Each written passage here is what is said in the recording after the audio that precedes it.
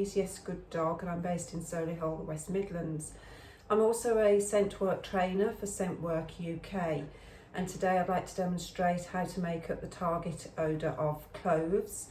This is part one of a set of three videos for making distraction scents and gun oil as well. So today we're just going to concentrate on your first target odour, which is clove. And I'm going to show you today how to make that up. Okay, the first thing I'm going to do is put on a pair of gloves. Anything that I touch will obviously contaminate the article with a human odour. And if you're practicing with your own dog, you'll find that they may be scenting out your scent instead of the target odour that you want them to search for. Okay, so gloves on, and we're going to start off with a clean jar. So this shouldn't have any contamination of food, so either bought purposely for the job, or you can obviously put it in a dishwasher or wash it with extremely hot water and air dry it, so that it's got no contamination to food that's going to go onto your swatches of odour. Okay, so second thing we need to look at is what the carrier is going to be. The carrier is something that the odour is put on, a material or article. So we use socks, so just plain cotton socks. I buy the cheapest brand that I can find. I tend to use them all, and throw them away because you can get them fairly cheaply. So I don't worry about washing them because you've got contamination of whatever powder you're using in your machine. Okay, so the size of the little swatch of the little bit of material, the carrier that you're going to use, is no more than 3 centimetres by 3 centimetres. So you'd cut up your sock into a 3 centimetre by 3 centimetre. And that's the sort of size that you're looking for. So it's just a small square. So into your, you can make up about 6 of these to put into your jar. So you've got your little carriers.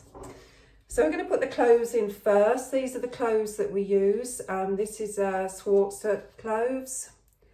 You have to keep to the same brand because they different brands and supermarkets' own brands smell slightly different. I have tested this out and there is a different taint. So you definitely need to look to getting the exact brand that are used, so that your dog is actually learning to go to the correct target odour. So you would use between 8 and 10 little pods. So this is what they look like. So it's not the stick and it's not the powder, it's the little clove pods. So sometimes I would use a big jar like this, and that would be 8 to 10. Because I'm only using small jars, because of the ease of me transporting quite a few jars at a time of different odours, I'm only going to put 6 in this. But if you're using a bigger jar, I would definitely look at putting 8 to 10, which is the recommended amount. Okay, you don't have to be uber precise. So if there's 6.5, because some of them do come in little bits, then that's fine. 6.5 to 7, but 8 to 10 for a big jar like this.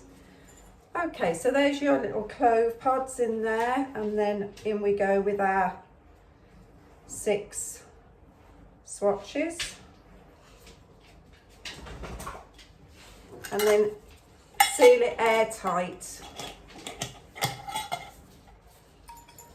Okay, so this will be ready and matured in about 2 days and ready for use. Give it a shake every time you're sort of passing it to get the coverage over the material.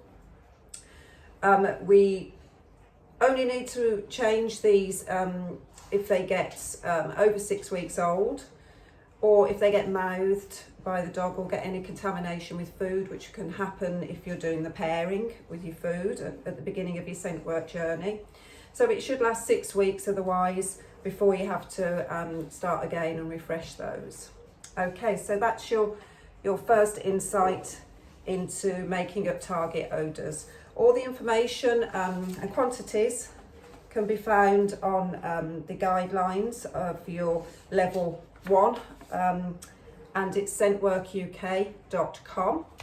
And if you want any further information about my classes at Yes Good Dog, the classes, workshops and